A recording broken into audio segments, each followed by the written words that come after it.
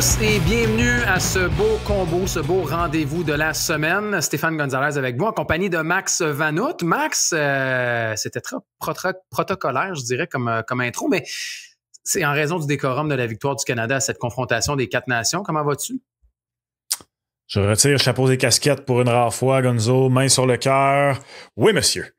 Oui, monsieur. Oui, monsieur. Quel match de hockey j'ai eu ce soir. Quel match. Quel tournoi également. Max, c'est...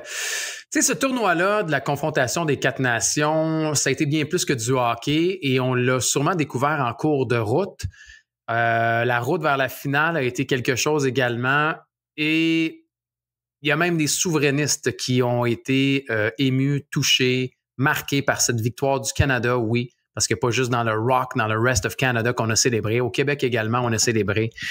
Et, avec raison. Non, mais je sens vraiment que c'était plus que du hockey, ce qui est arrivé. Puis je dis, on le joue très canadiennement également, là, dans l'humilité et dans pas l'over-célébration.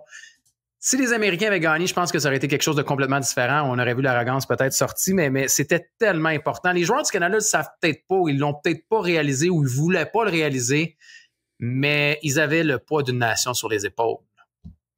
Mais puis John Cooper a dit qu'ils l'ont réalisé. Je suis plus de ton bord, moi. Je sais pas. Je le sais pas, pour être honnête, s'ils le réalisaient, les gars, à quel point c'était important. Je pense qu'ils ont fini par le sentir. Ouais. Je pense qu'ils ont fini par le sentir.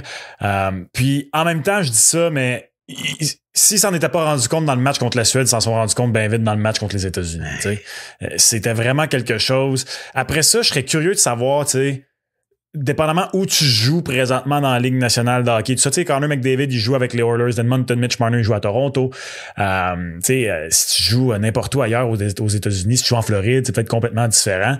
Mais tu sais, moi, personnellement, là, ça faisait des années que j'avais pas été impliqué émotionnellement comme ça dans un match de hockey. Puis je vais être honnête avec toi, je l'ai été plus que dans le parcours 2021 du Canadien. Parce qu'on dirait que vu que c'est un tournoi international, que, tu sais, en tout cas, je parle juste en mon nom, là. Il y en a qui sont pas d'accord avec ça, il y en a qui sont pas capables de le faire, il y en a qui sont capables. Moi, j'ai réussi à créer un certain détachement avec ce qui était, quand j'étais plus jeune, une partisanerie du Canadien. Et évidemment, je crois pas, en partant, je crois pas à l'impartialité parfaite dans la vie, là, mais tu deviens jamais complètement impartial, mais c'est différent. Puis hier, j'en ai eu la preuve, jeudi soir, parce que là, écoute, je me souviens, je voulais les planter. Je voulais tellement les planter. Je suis pas quelqu'un qui a un patriotisme canadien dans la vie, là, tu sais. Ouais, ben c'est très peu canadien de le faire également. Là. C'est pas mal plus américain, là, tu sais. Mais en même temps, c'était un peu ça ma question. Tu sais, tu as commencé à parler, puis je me suis dit, coudonc, c'est quand la dernière fois qu'on a vu une réaction telle? Puis je pense que c'était le but de Lekonen. Tu sais, je me rappelle, j'étais avec du monde dans un bar, mais c'était pendant la COVID. Puis ça avait sauté complètement. Mais hier, c'était beau de voir ça, Max. Tu sais, les images qui passent, les gens qui se filmaient dans des établissements sportifs en train de célébrer la victoire du Canada. Moi, avec, ça m'a touché. Et tu sais que initialement, au début du tournoi, j'étais du côté des États-Unis parce que je trouvais qu'il y avait un avantage devant le filet en raison de Johnny Gaudreau et tout le reste. Tu parles en termes de prédiction, là, pas en termes de tu encourageais. Non, pas du tout. Quand il fallait faire des prédictions, parce que nous, quand même, ça reste des prédictions. Là, puis je veux dire, oui, le côté, comme tu dis, on peut pas être impartial à 100%. Après, si j'avais à dire, moi, en tant que partisan, qui je voulais que gagne ce tournoi-là, c'est sûr que j'allais dire le Canada, mais si je retirais ce chapeau-là puis que je devais faire un choix, j'ai pris les États-Unis au début du tournoi. Mais hier, en raison de toutes les données, puis les Ketchuk, puis McAvoy qui était absent, puis tout le reste, j'ai quand même pris le Canada hier. Oui? Dans mon émission, j'ai pris le Canada. Pour mes prédictions également à TVA Sport, j'ai pris le Canada. Osé. Je suis surpris.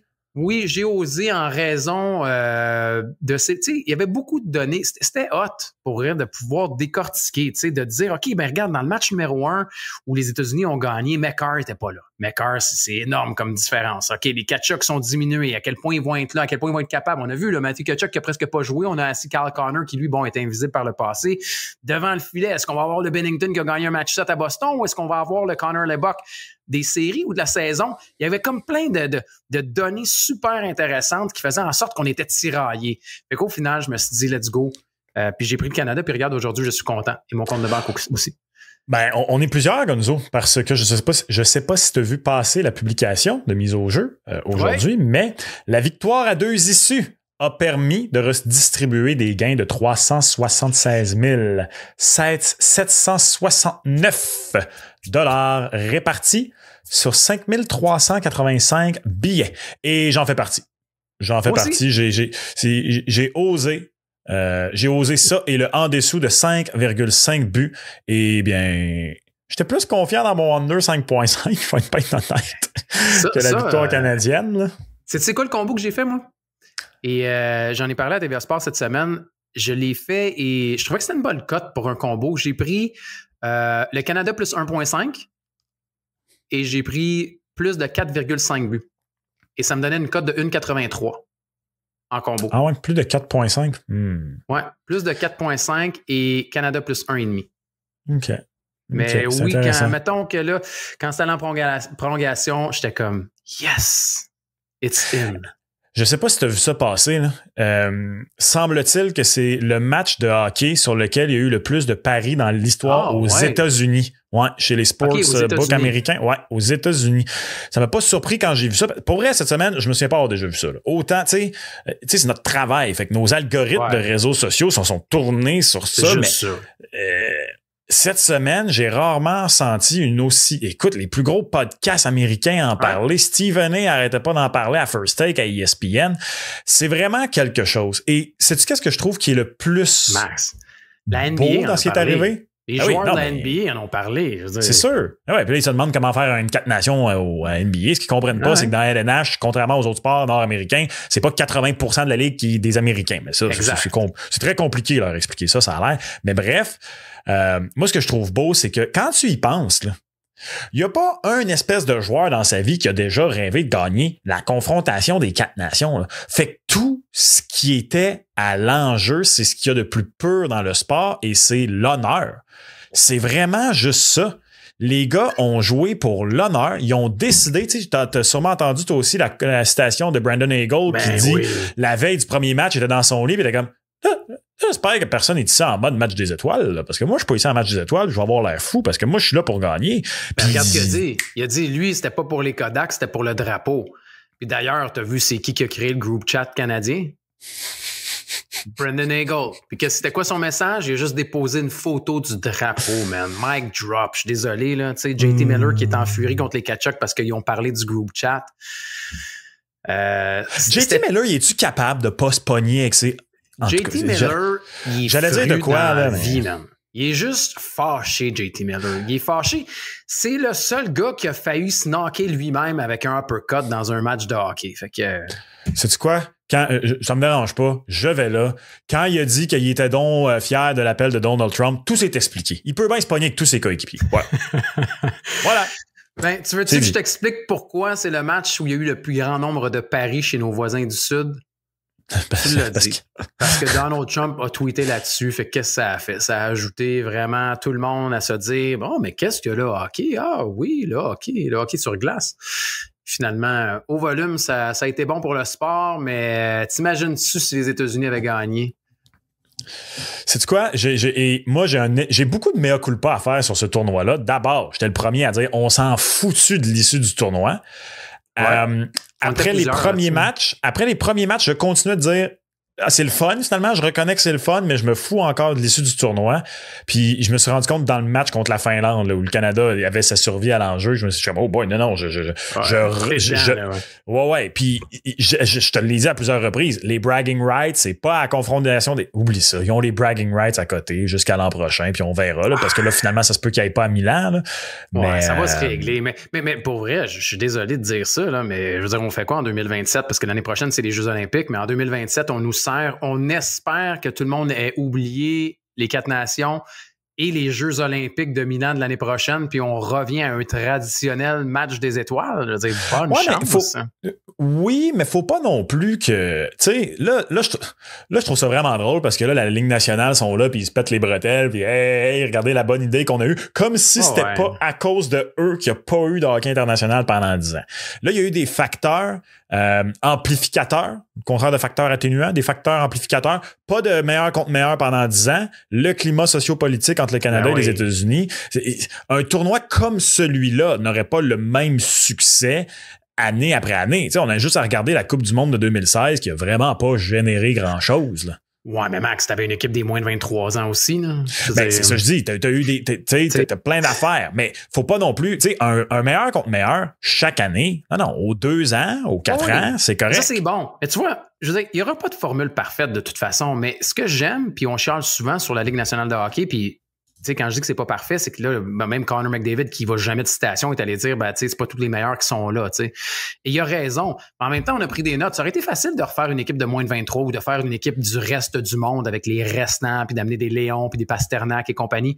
On l'a pas fait.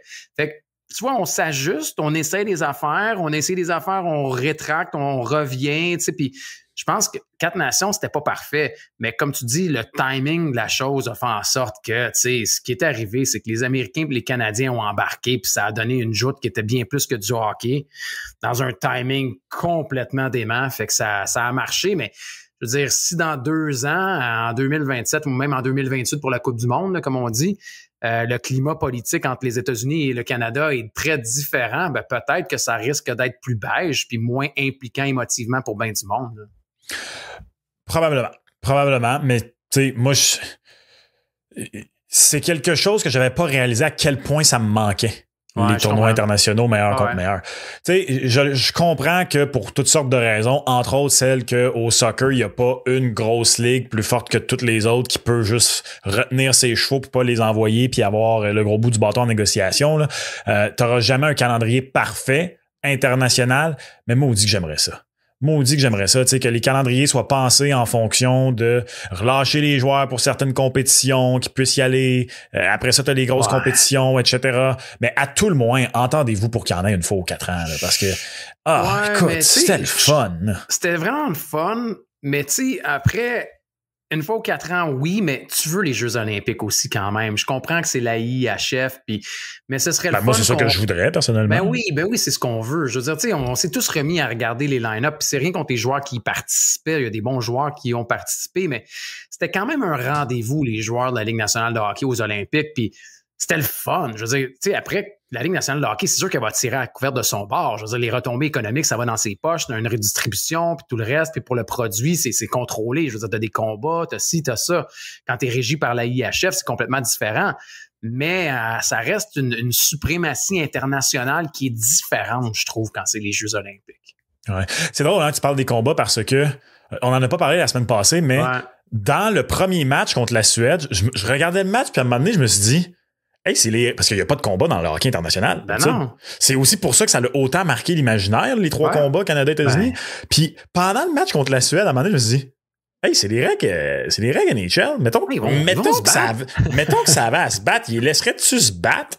Et quand le match États-Unis-Canada a commencé, le match arrive pour commencer, puis ma blonde me demande de prendre quelque chose dans un garde-robe là, qui est un peu haut. Fait que, au moment du dépôt de la rondelle, puis moi, j'ai un petit appartement, là, je veux dire, j'entendais puis je voyais tout ce qui se passait, mais j'étais en train de prendre une boîte, OK? Puis là, j'entends juste, puis ça avait vraiment l'air d'une comédie de film où, tu sais, c'est dans quelle série déjà que Donald Glover, il rentre avec sa pizza, là, puis que tout est en feu, en tout cas.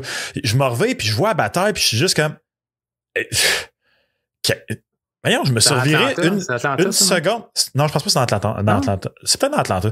En tout cas, je me suis juste reviré la boîte d'affaires dans les mains. Là, c'était des affaires de musique, je pense. Des combats, man. Non, je les ai pas ratés. Je me suis reviré, puis le premier venait d'éclater. Là. Ça fait 0.2 secondes. Je me suis reviré parce que j'ai entendu hey, les gants tombent ou peu importe. Puis j'étais comme hein? Là? Qu'est-ce qui. Ben voyons donc. Puis là, c'est parti un après l'autre. Puis là, j'ai dit bon, ok, oui, ils peuvent se battre. Non, mais c'était drôle parce qu'on l'a tous découvert. Puis tu sais, quand on parle d'une première version, là, tu parles des combats. Combien de gens m'ont posé la question la semaine dernière? Mais là, attends un peu, si la finale, elle s'en va en prolongation, c'est-tu 3 contre 3? Y a-tu des fusillades? Non, mais c'est vrai, c'était une première. Fait que les gens se posaient des questions. Même Bill Daly de la Ligue nationale de hockey ne savait pas si Quinn Hughes avait le droit de jouer, tu comprends? Ils ont inventé des règles au fur et à mesure. Ils disaient, non, Thomas Hardy dans le vestiaire, t'as pas le droit de sortir du vestiaire tant que Kel McCarr n'est pas sorti. OK, McCarr est parti. Marley, tu peux sortir de ta cachette. Hey, ça ressemblait à la COVID un peu, cette affaire-là, d'ailleurs. Oui. Puis même Quinn Hughes, c'est la même affaire, là, sortir puis dire, OK, Quinn Hughes a été rappelé. Là, on était comme, wow, OK, genre méchant de curveball, le McAvoy. Finalement, il est encore à Vancouver, tu sais. Là, lui qui est comme, moi, je traverserai pas le pays si je peux pas jouer puis être stand-by. Puis c'était un peu weird, là, mais bon, tu sais. Parce que moi aussi, tu sais, quand ça a été annoncé, là, Quinn Hughes en renfort, on pensait tous qu'il était en route. Ben right? Oui. Je suis pas tout seul que quand finalement il était là à pratique de Vancouver. Non, si jamais il y a quelqu'un, ils m'ont dit que je peux y aller, mais c'était tellement weird. Tu vas-tu traverser vraiment d'une côte à l'autre pour aller être stand-by que peut-être la Ligue nationale de hockey te donne le feu vert? C'est un peu bizarre. T'sais. Mais c'est quoi le plus fou dans tout ça? C'est le dernier changement de règlement qui se sont inspirés des Mighty Ducks 2 pour le faire. Lequel?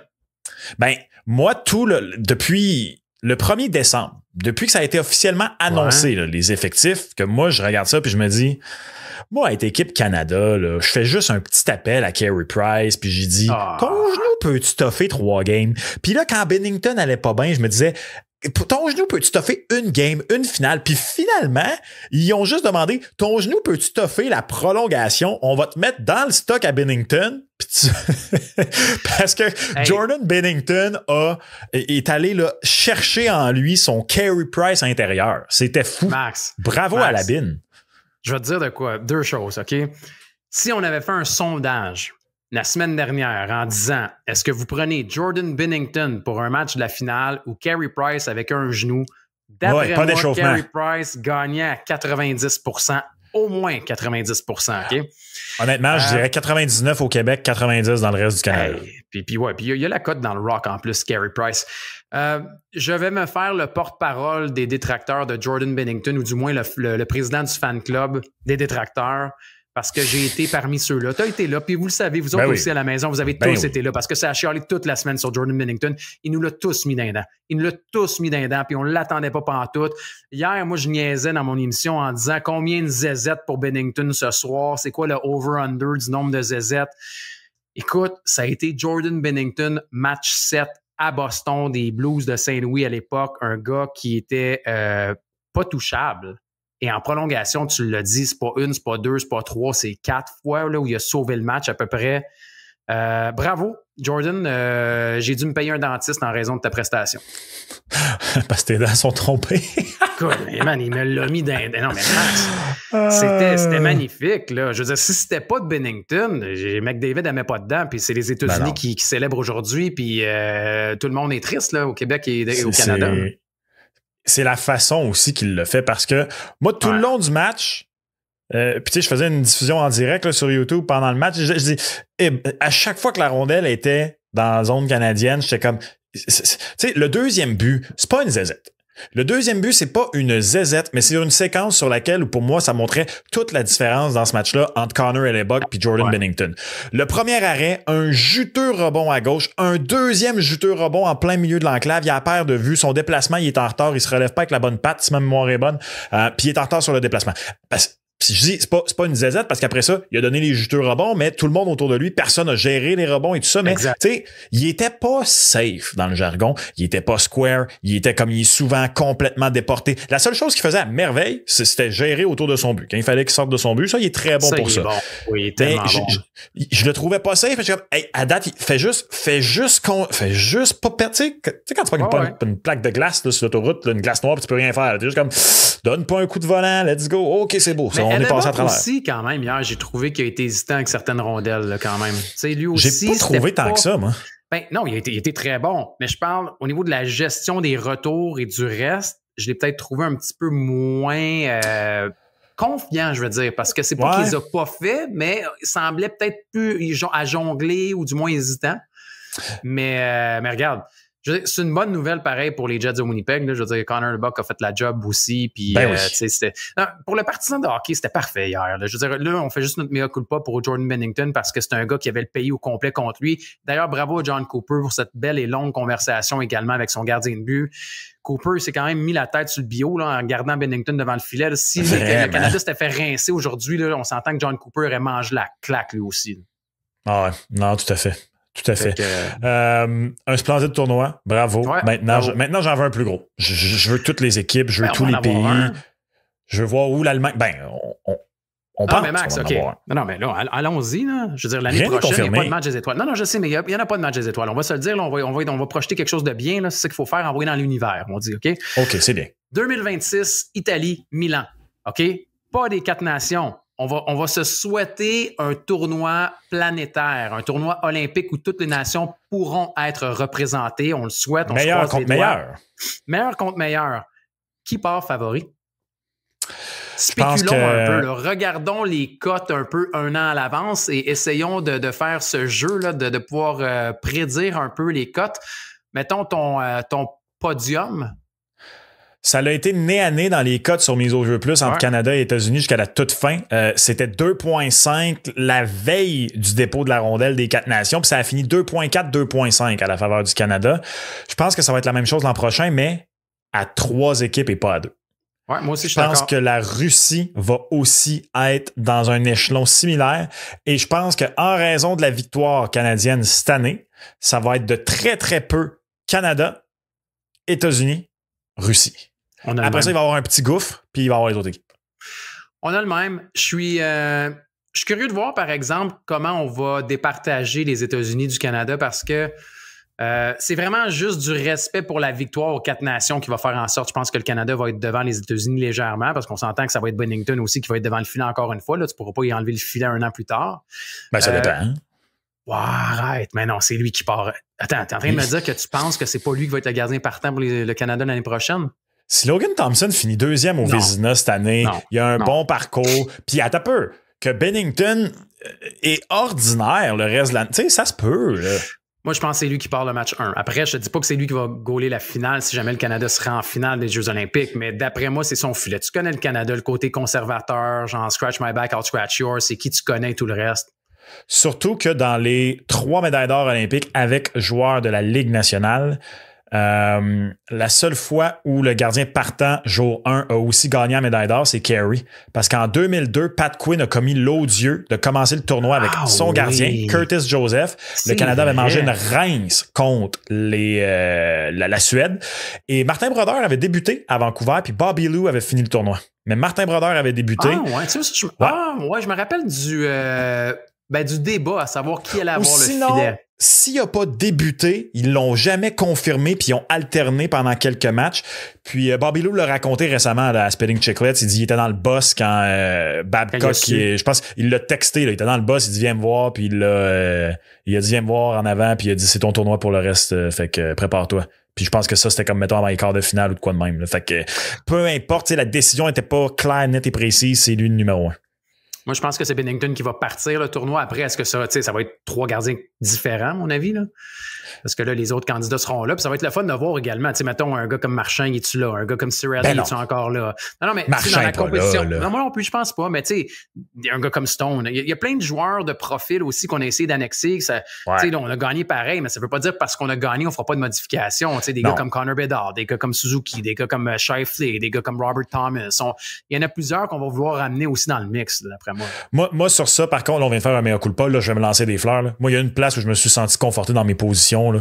C'est qu'un court tournoi comme ça, lâche-moi, là, ça nous prend 2-3 gars. Non. Qui a fait gagner le Canada au final? C'est Nathan McKinnon, c'est Connor McDavid, c'est Kel McCarr quand il a été là en finale, c'est Sidney Crosby. C'est pas ton... Il y a même pas eu un avantage numérique américain en finale, puis le seul avantage numérique qu'il y a eu, c'est parce que Vincent Trocheck, en tombant, là, l'arbitre, on le voyait tout, il y avait les jeux de règle là, il pouvait pas l'ignorer. Là. C'est tes big dogs qui te font gagner les gros matchs internationaux. C'est pas la Ligue nationale. Oui, mais. Non, pas de mais. Oui, Sam Bennett. C'est pas pareil.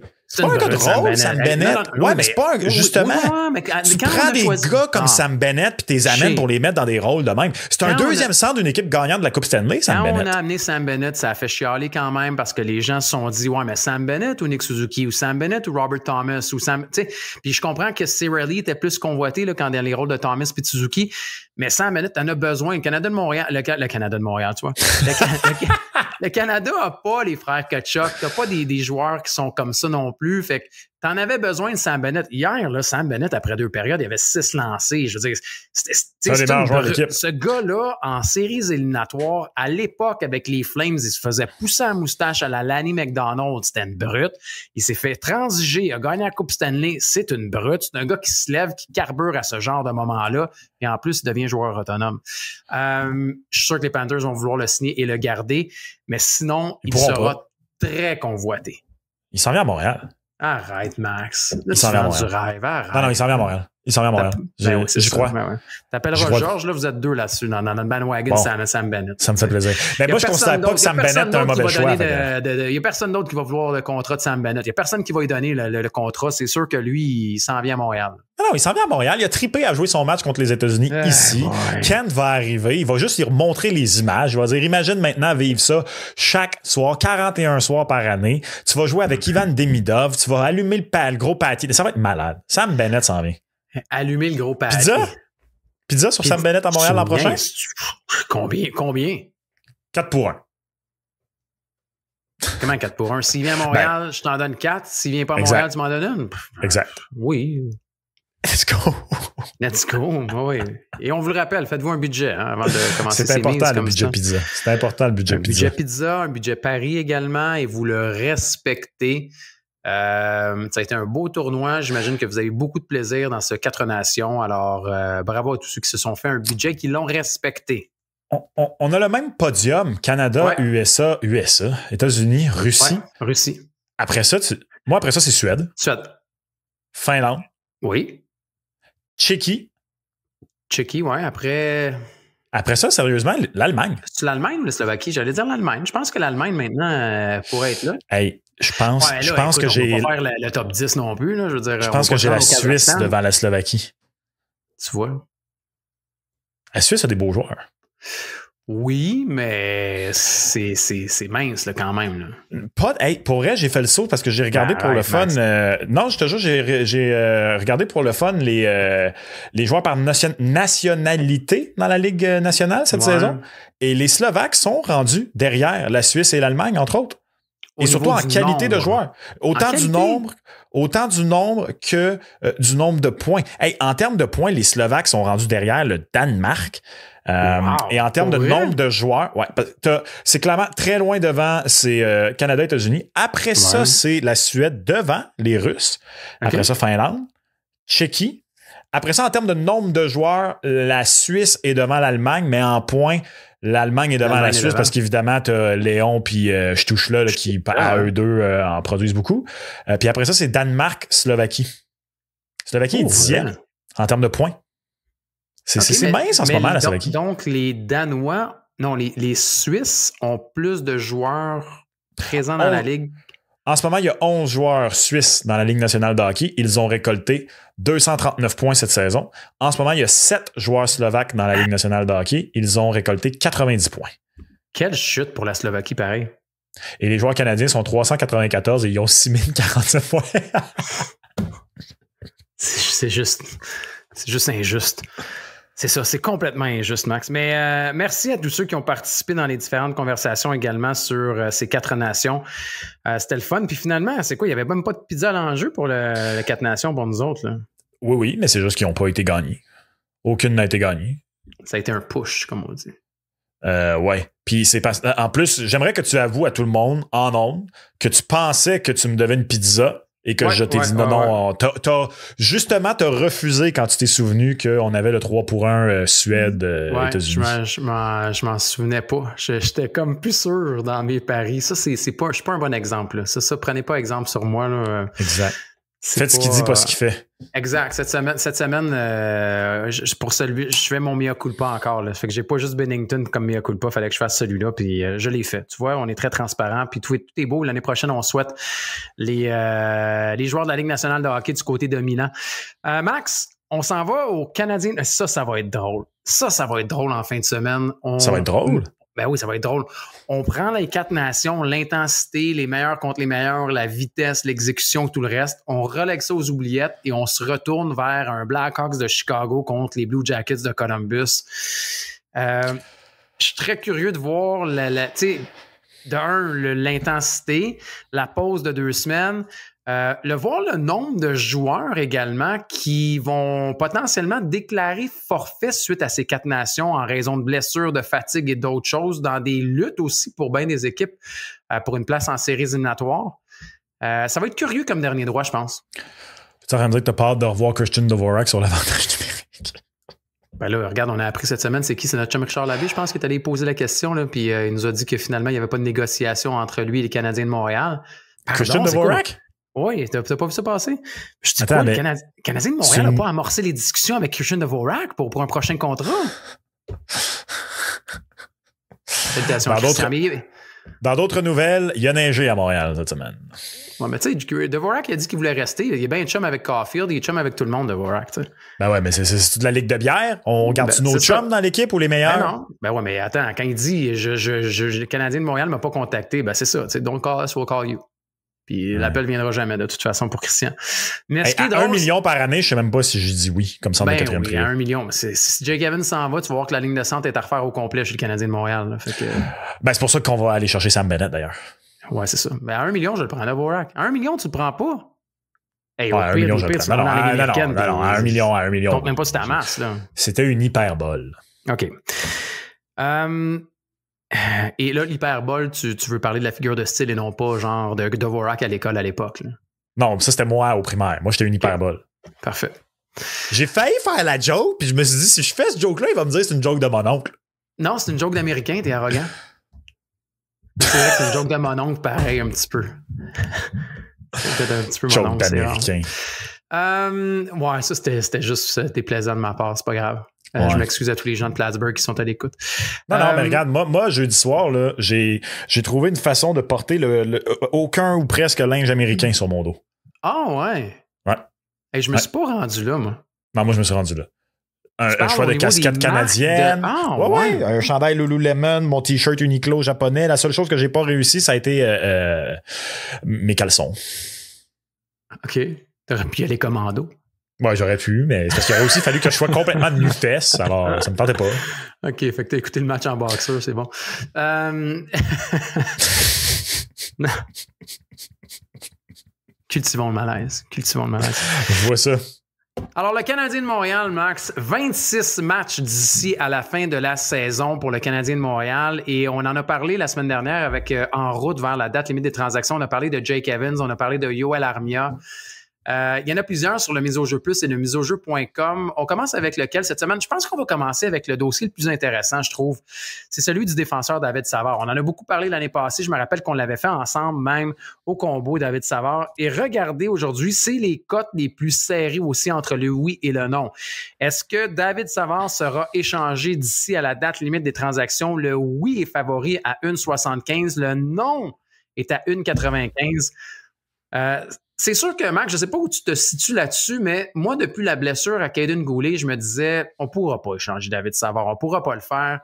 Par contre, avec le retour de Ryan Backer et le fait que le Canadien de Montréal glisse au classement, je me dis, si le Canadien continue à glisser, on ne pourra pas laisser passer une offre super intéressante pour Savard. Ça va peut-être donner quelques matchs en fin de saison à Ryan Backer. On pourra peut-être donner quelques matchs également à Logan Mailloux, qui sont 2 droitiers. Si le Canadien est sorti, puis qu'il y a une bonne offre qui rentre, puis que c'est ton prix, faut que tu espères un Plekanec deuxième fois, là, qui revienne après l'année, mais il faut que tu transiges David Savard.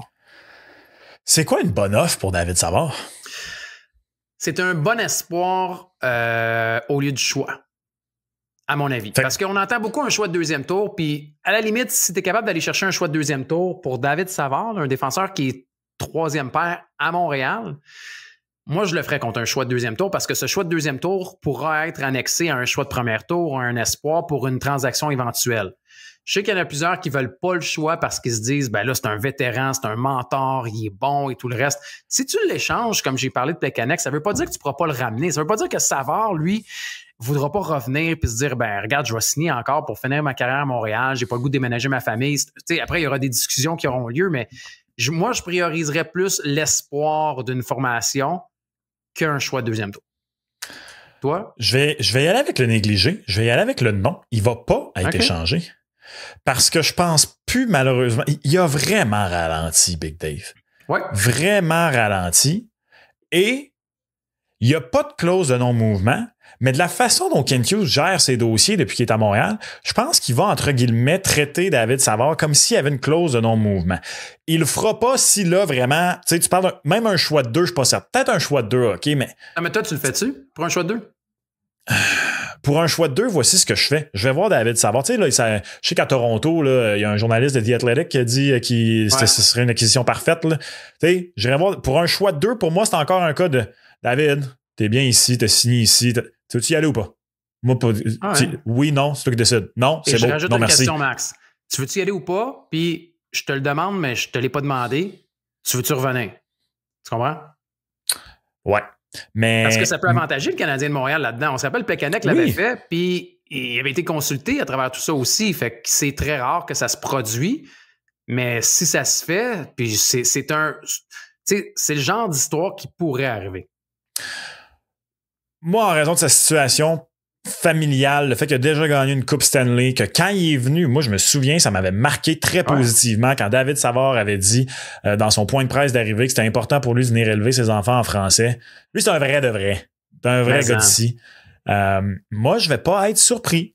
Comme je dis, parce qu'il n'y a pas de clause de non-mouvement, là. Comme je dis, là, si jamais il y a une équipe, là, je sais pas, moi, là, les Golden Knights, Pietrangelo n'a pas allé à confrontation. Le Canada a perdu chez Theodore. Mettons que Vegas se retrouve à minuit moins une, vraiment mal pris en défense. Ils sont comme, hey, Ken, choix de 1. Ken va faire Dave, je suis désolé, tu t'en vas à Vegas, buddy. Hey man, un choix de 1, je veux dire, là, il n'y a même pas de discussion. C'est ça que je dis. Fait que c'est pour ça que, à moins qu'il y ait vraiment une offre qu'il ne peut pas refuser, je pense que Ken va le traiter ainsi, puis Dave Savard va regarder quelles sont ses options, puis je serais vraiment pas surpris qu'il fasse, savez-vous quoi? Je finis la saison ici, puis je verrai à Jean Libre qu'est-ce que je fais. Je serais pas surpris.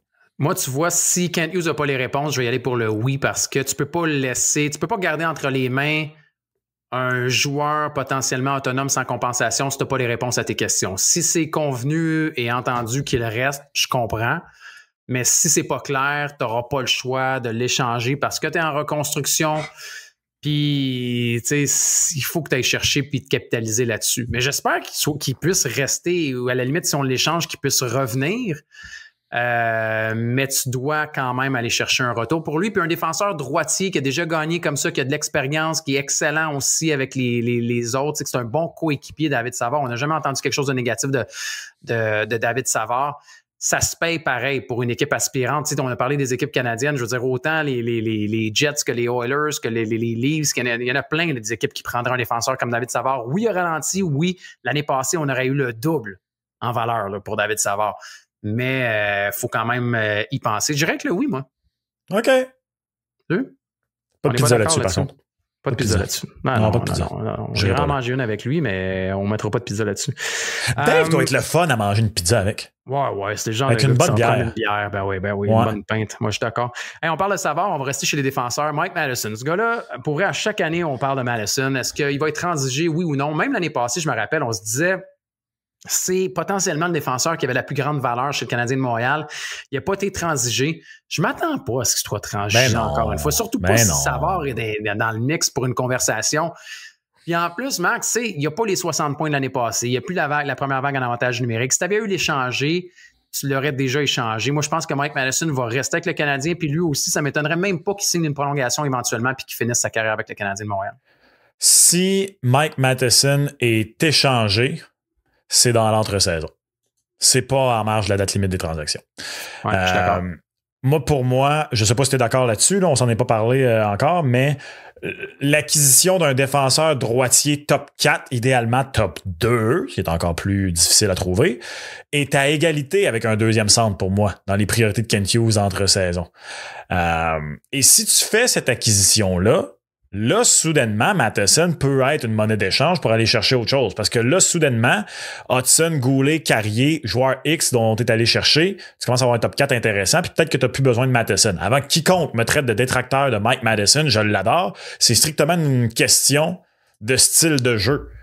Je le vois difficilement être un défenseur de troisième paire, puis je pense qu'il y a plus de valeur à être échangé. Ceci étant dit, je suis pas contre non plus parce que j'aimerais beaucoup mieux garder Matheson, même si tu vas chercher un autre défenseur, que de te ramasser comme cette année où tu pensais que soit Barron, Mailloux, Reinbacher allait peut-être monter dans le poste de Kovacevic. Tu l'as échangé, finalement tu t'es retrouvé mal pris. Là. Mais bref, je pense que Matheson va être un meilleur candidat à être échangé cet été s'il a à être échangé. Ouais, moi aussi. Ça, c'est pas pour rien quand on voit les cotes, de toute façon, que ça vaut même pas la peine de dire oui. Là. Je veux dire, de dire non plutôt. Là. Pour Mike Matheson, c'est un gars qui a été déposé dans l'offre de Paris, mais moi, je toucherais pas à ça. Là. C'est pas payant pour la négative, puis pour le oui, je crois pas du tout. T'sais. Même dans l'entre-saison, on entend beaucoup de noms là, présentement. Là, on a entendu, entre autres, Noah Dobson et toutes les rumeurs là, pour le Canadien de Montréal. C'est ce genre de défenseur-là. Oui, on aimerait ça aller chercher, mais faut que tu refasses ta ligne de centre au complet. Puis on va parler de Kirby Dach dans les prochains instants aussi. Mais tu sais, là, on entend plein de noms parce que le Canadien de Montréal a perdu 8 sur 9 puis que là, il va sortir un peu du portrait des séries. Il y a des transactions que tu peux faire à la date limite des transactions. Oui, pour Evans, oui, pour Armia, Dvorak, puis à la limite, tu sais, David Savard également. Mais il y en a d'autres que je vois plus arriver cet été. Kirby Dach serait dans le même bateau. Michael Matheson aussi.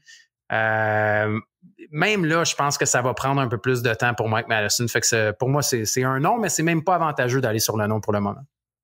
On est d'accord. Kirby Dach, maintenant, on a parlé de la ligne de centre du Canadien de Montréal.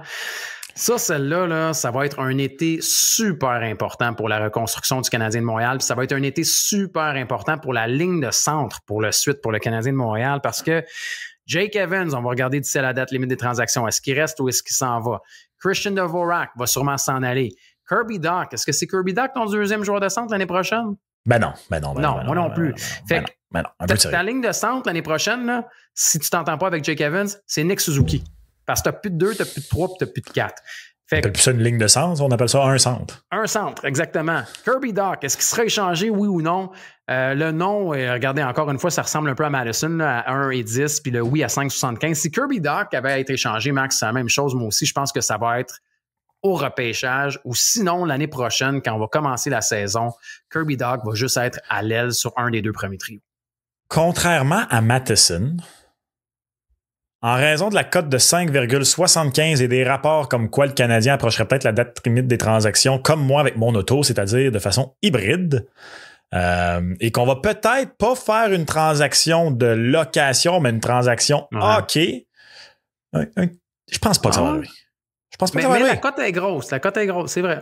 Un tout petit montant sur le Kirby Dach, oui, 5,75.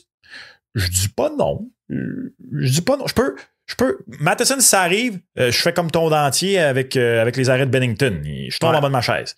Dach, si ça arrive, je vais pas tomber en bas de ma chaise. Je vais faire comme, oh, Kent is cooking. Il cuisine.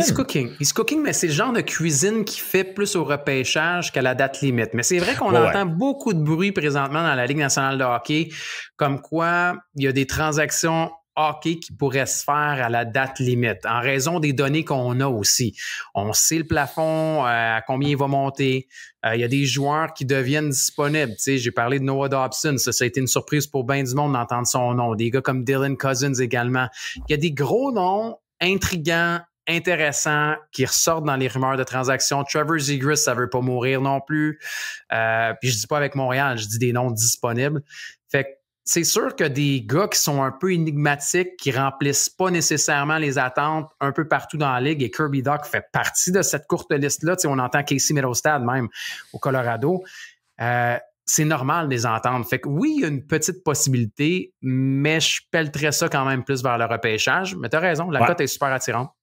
Non, moi aussi, je pèle ça au repêchage parce que Kirby Dach, avec entre autres Mike Matheson, une fois qu'on va avoir signé Sam Bennett, ils vont être utilisés pour aller chercher un défenseur droitier.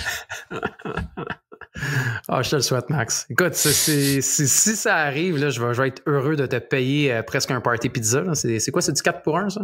Hey, dis-moi, toi, que soudainement, là, Suzuki, Caulfield, Slavkovski, Laine, Bennett, Demidov, ça commence pas à être intéressant comme top 6. Ben non, mais c'est pas ça qui va arriver, là. Qu'est-ce qui va arriver?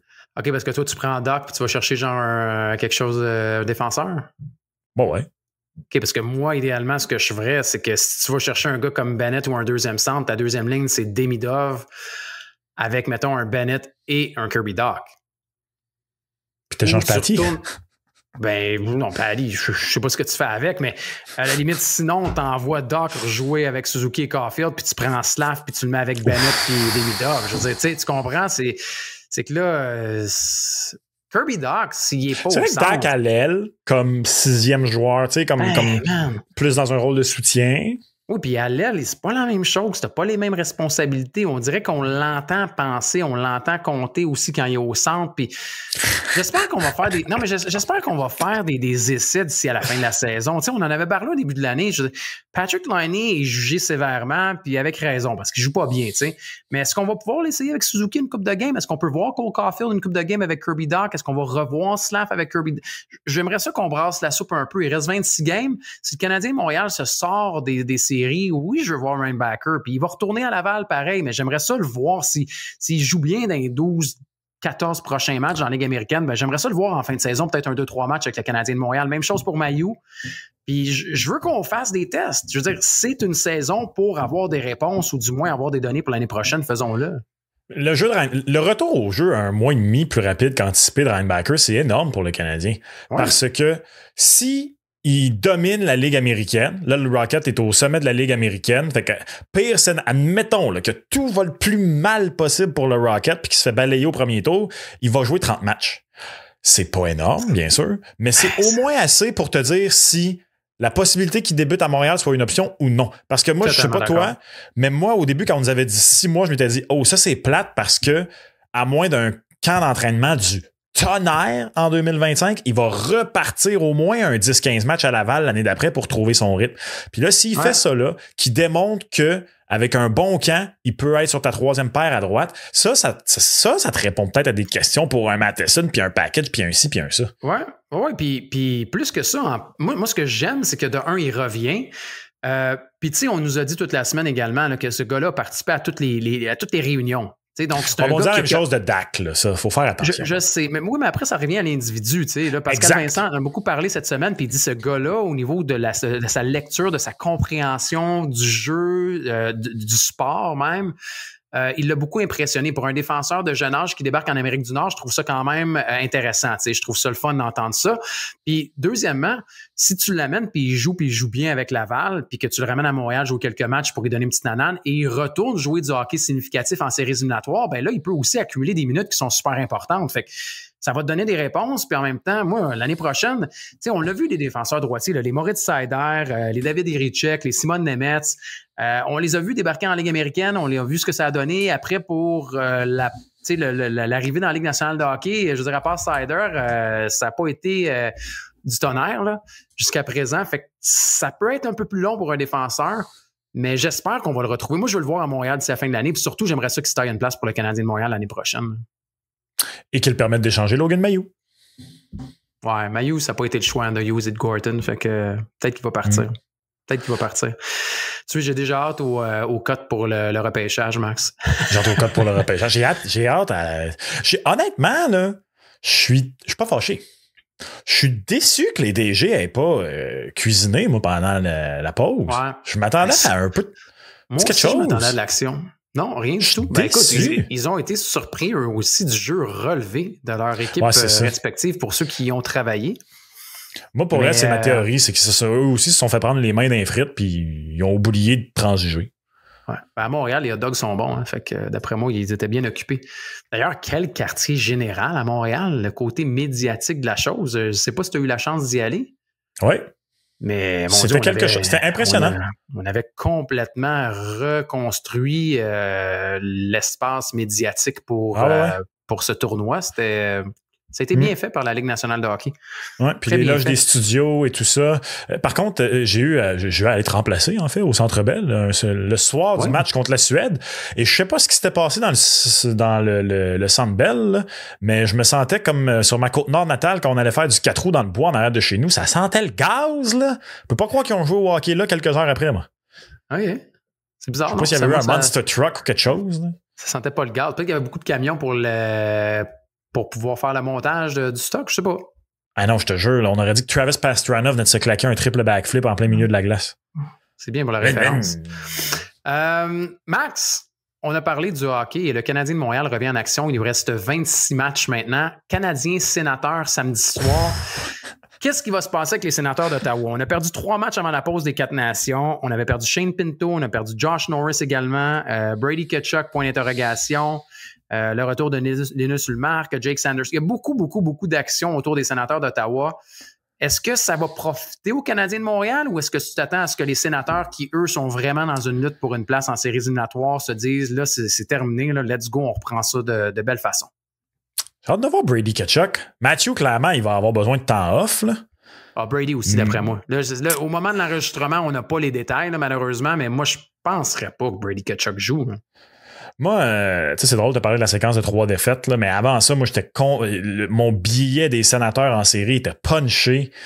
Je pense que la meilleure nouvelle du côté d'Ottawa, c'est que Linus Ullmark n'a pas vraiment joué beaucoup aux 4 nations. Fait qu'au moins, il y a ça. Il n'a pas eu à être trop utilisé. Fait qu'il a pu continuer à reposer sa blessure. Fait que ça, c'est une très bonne nouvelle. Lui, je m'attends à ce qu'il soit devant son filet en partant. Mais honnêtement... C'est tough. C'est tough de pouvoir se prononcer. Puis, tu sais, je regarde les cotes, là. 1,58 pour les Sénateurs, c'est beaucoup trop bas. Tu sais, tant qu'à y aller pour 1,58, je prendrais le Canadien plus 1,5 à 1,56. Mettons, cote pour cote, là. Exact. Je suis pas super confiant dans la victoire du Canadien. Mais je trouve que, tu sais, les joueurs du Canadien, eux, se sont reposés. Les joueurs clés du Canadien se sont reposés. Là. Monty, il a chillé. Là. Il a mangé des hot dogs à la galerie de presse. Ouais, puis c'est lui dans le filet, là. Exact. Fait que moi, je vais y aller avec un Canadien 2,48, mais un petit montant strictement parce que je trouve que la cote est trop belle. Sinon, dans un combo, Canadien plus 1,5 avec plus de 6 buts, ça aussi, je trouve ça alléchant pour être honnête. Ouais, moi aussi. Moi aussi, je regardais le plus de 6 buts avec la cote à 2. Clairement, j'aime beaucoup le Canadien plus 1,5 à 1,56 si j'avais à y aller versus, mettons, les Sénateurs à 1,58.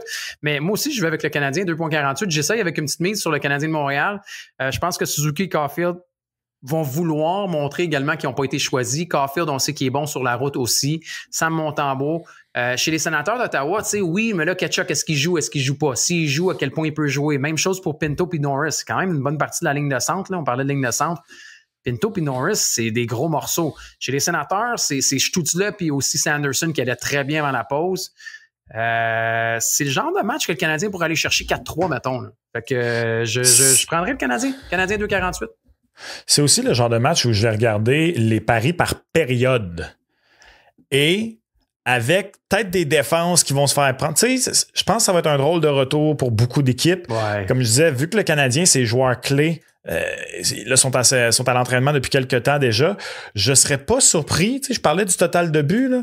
Moi, aller là, sur, que ce soit dans les combos même match, peu importe, là, puis quand les cotes vont sortir spécifiquement par période, un plus de 2,5 buts ou un plus de 1,5 buts en première période, moi, je pense que ça pourrait être ce genre de période-là là, qui va être 2-1 après 20 minutes. Ouais, j'ai parlé de Sanderson, puis je te dis là, moi, j'irais peut-être dans les paris de joueurs pour un point pour eux. Sanderson, c'est quoi? C'est 11 points à ses 10 derniers matchs. Jake Sanderson va super bien, puis tu sais, il est resté actif aussi pendant la pause, puis il n'a pas trop joué, qui fait qu'il va avoir perdu beaucoup d'énergie. Stützle également, c'était une séquence de 8 matchs avec au moins un point avant la pause. T'es redevenu là, le Stützle bien menaçant. Fait que j'irais peut-être pour un point pour Stützle également. J'ai parlé de Caulfield, un petit but pour Cole Caulfield, tiens, des paris de joueurs. Ben oui, sur la route, à 5 contre 5. Ouais, il est 18 en 27. Fait que, ouais, ce serait des paris de joueurs, tiens, pour cette rencontre. C'est une locomotive, Cole Caulfield, tu penses? Je sais pas. Faudrait que tu demandes à quelqu'un. Okay. J'ai vu l'extrait passer, j'ai pas entendu live, mais...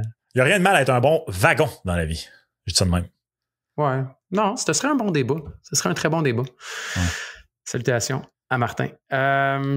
Maintenant, Max, dans la poche, qu'est-ce qui est ton pari, à ton avis, qui est peut-être le moins risqué du week-end? Ça me fait pas plaisir de le sortir, Gonzo. OK. Mais c'est bien sûr le début de la saison du CF Montréal ce samedi à Atlanta. Comme à chaque saison, le CF Montréal débute avec beaucoup de matchs sur la route. Il me semble que c'est 7 matchs sur la route cette année pour débuter. Ce qui, en MLS, est gigantesque. Là. Imaginez que le Canadien commençait chaque année avec comme 12 matchs, même plus 14 matchs sur la route.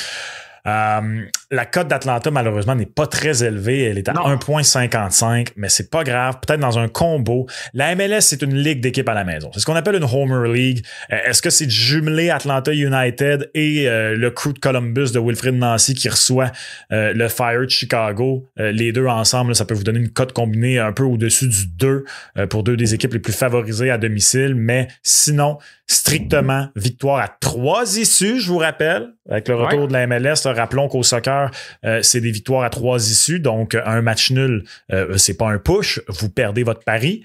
Je pense qu'Atlanta, là, en plus, on a refait des acquisitions, on est retourné chercher Miguel Almiron après son passage en Europe. 40 millions, Max. 40 millions en transfert. Je pense malheureusement que ça va aller vite pour le CF Montréal en fin de semaine. Ouais, tu as parlé du coup de Columbus. Moi, je dirais que le Galaxy tient en combo. Il joue contre San Diego. D'annexer le Galaxy comme ça avec Atlanta, j'ai une petite mise là-dessus en fin de semaine. C'est drôle, ce sont deux de mes équipes que je trouve que les chandails qu'ils ont révélés cette année sont dans mon top 3. Tu vois, en plus, une chronique mode à travers tout ça. Bravo, CF Montréal. Très beau chandail. Tu l'aimes? Oui, il est beau. Ah, je l'adore. Je l'aime bien. Et bravo beau aussi classique. pour la signature de Sam Piet. Ça s'est fait rapidement, ça s'est bien fait. On adore Sam Piet. Alors, c'était une belle nouvelle comme ça pour le CF Montréal. Qu'est-ce qui est dans ta poche? Dans ma poche, attends un peu, j'ai un morceau de Lego. J'ai... Attends un peu. As-tu un morceau de Lego pour vrai? Ouais, j'ai tout le temps plein d'affaires dans mes poches. Là. Mes enfants, moi, j'ai encore mon 25 cents. Moi, ils me mettent des choses dans mes poches, tu comprends? Là? Mettons, j'ai des pleurs de clémentine, des fois, j'ai des morceaux de Lego. C'est comme un réceptacle à genre, j'ai pas le goût d'aller jusqu'aux poubelles, fait que c'est tes poches qui mangent la claque. Un jour, je te le souhaite, Max. Dans la poche, en fin de semaine, retour, oui, dans la Ligue nationale de hockey, et je vais avec les Kings de Los Angeles à la régulière contre l'équipe qui n'a pas de nom. Encore, l'équipe de Utah. Les Kings de Los Angeles, on n'en parle pas beaucoup, Max, mais à la maison, à la régulière. les Kings, à la régulière, oui, ils sont 17-3-2. C'est incroyable. Les Kings à la maison. Puis, on n'en parle pas beaucoup. Ils perdent pas à la maison. La majorité des joueurs se sont reposés chez les Kings de Los Angeles, là, ne serait-ce que pour Drew Doughty. Mais je veux dire, sinon, le reste, ils se sont reposés. Alors, ils sont à la maison. Et je le prends à la régulière parce que j'ai pas le goût d'y aller avec une cote très basse. Alors, de pouvoir la bonifier comme ça à la régulière, je suis confiant avec les Kings en fin de semaine. D'ailleurs, Drew Doughty, là, parce que là, c'est Adrien Kempe, j'ai vu une entrevue avec, là, je me souviens plus où exactement, mais où est-ce qu'il disait que vu que lui, Doughty, il a su de ses dernières secondes qu'il y allait, ils ont pris le même vol, mais Kempe, il était première classe. Puis Drew Doughty était dans classe économique. Mais ça a quand même coûté cher de billets d'avion parce qu'il a amené son piano avec lui dans l'avion. Là. Tu parles de Drew? Ouais, mais c'est le Canada qui a payé. Là. Ça avançait plus, là, Colin. Ouais, c'est beau, il s'achète un piano, mais il s'achète pas de nouvelles dents. J'ai bien aimé son tournoi malgré tout, mais Colin, que ça avançait pas. Celui sera pas là l'année prochaine, d'après moi. D'après moi, des joueurs. Ben, c'est parce qu'en partant, le Canada a quand même gagné sans, à mon humble avis, 2 de ses 3 meilleurs défenseurs. Oh, 2 des 3? Ben, Theodore et Pietrangelo. Ouf, 2 des 3 meilleurs défenseurs, tu trouves? Ben, qui sont les autres candidats d'Evan Taves? Ben, Devin Taves, c'est parce qu'il vient en paire avec Cale Makar. Il n'y a pas comme un grand tournoi à Devin Taves, par exemple. Ça peut être un énorme tournoi. Mais la brigade défensive du Canada pourrait être refaite. Un gars comme Thomas Harley, c'est vraiment bien distingué. Là, je suis désolé. C'est magasiner des points, Thomas Harley. Le premier match contre les États-Unis. Le premier match contre les États-Unis où il est arrivé justement comme un cheveu sur la soupe, j'ai trouvé qu'il avait peut-être été le meilleur défenseur. Très bien. Il a très bien fait. Puis, tu sais, lui, en plus, là, je veux dire, avec la perte de Miro Iskanen à Dallas, là, il en prend encore plus. Puis, il va en prendre encore dans le dernier droit. C'était une énorme addition pour le Canada. On verra la brigade défensive, mais je pense pas que Drew va être là. Je pense pas que Drew Doughty va être là. On se tient loin de quoi, Max, en fin de semaine? Je vais me tenir loin des totals de buts dans pas mal tous les matchs de la Ligue nationale. Ben, t'en as pris un Canadien sénateur tantôt. Pour ça, je dis pas mal tous les matchs. Regarde. Pas mal tous les matchs. OK. Parce que après une pause de 2 semaines comme ça, j'ai failli au début dire je vais me tenir loin des under puis aller avec beaucoup de hauts déçus parce que je me dis les équipes vont être un peu brouillons, ça va ressembler un peu plus à du début de saison. Mais je sais pas, c'est parce que je trouve que dépendamment de combien d'équipes les équipes combien ont eu de joueurs aux 4 nations, à quel point ils ont vraiment pris les séances d'entraînement au sérieux dans la dernière semaine, chasser la rouille, ok, oui, en défense, mais aussi en attaque. C'est quoi? Non. À part le match canadien-Sens, là, je me tiens loin des totales de buts en fin de semaine. C'est très bon, c'est drôle parce qu'on est quasiment à la même place. Pour moi, on se tient loin. Je regardais les matchs au début, puis là, je me suis dit, c'est comme si ça devenait comme une accumulation. Donc, je me tiens loin des équipes qui avaient beaucoup de joueurs à la Coupe des 4 Nations. Parce que, tu sais, on parlait des Sénateurs d'Ottawa avec Brady Tkachuk. Je veux dire, on peut penser aux Panthers de la Floride aussi avec Matthew Tkachuk. Le Lightning. Oui, le Lightning avec Cooper, le coach. Le coach est parti 2 semaines. Le coach avait un plan de match. Le coach était complètement ailleurs. Tu parles de Point, tu parles de Cirelli, il y en a même il y en avait dans les autres nations aussi.